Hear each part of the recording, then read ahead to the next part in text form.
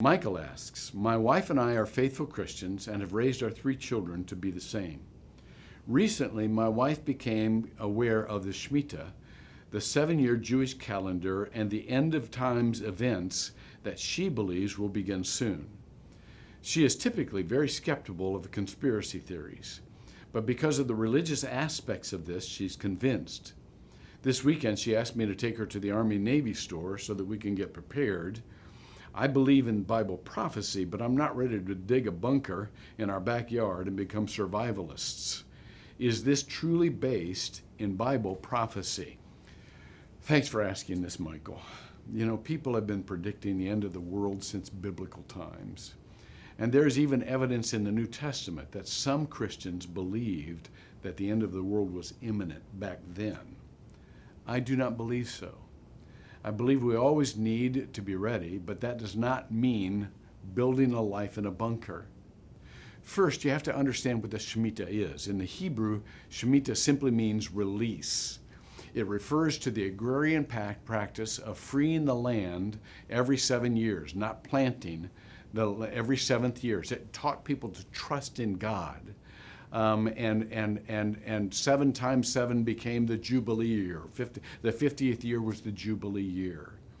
But now I know what's happening with books like The Harbinger and other doom books, you know, the gossip and the wild speculation around things like the 4 blood moons and all of that kind of stuff. It's become a frightening specter of the end of the world. And it's become kind of a gossip that's making the rounds of people who are very frightened that the world might be ending soon. You have to understand the original intention of this concept had nothing to do with the end of the world. I mean, think about it. How many Jews do you see stocking up for bunkers? Sometimes I think Christians try to out-Jew the Jews in being Jewish. The gospel says the world will not end until at least everyone has had the chance to hear the gospel. In Matthew 24:14, it says, "This gospel of the kingdom shall be preached in the whole world as a testimony to all the nations, and then the end will come." By all nations, the Bible means every people group in the world. So don't even begin to think of the end of the world just yet.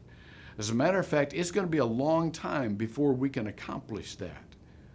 Rather than thinking of the end of the world, spend your time in trying to make this world more like heaven.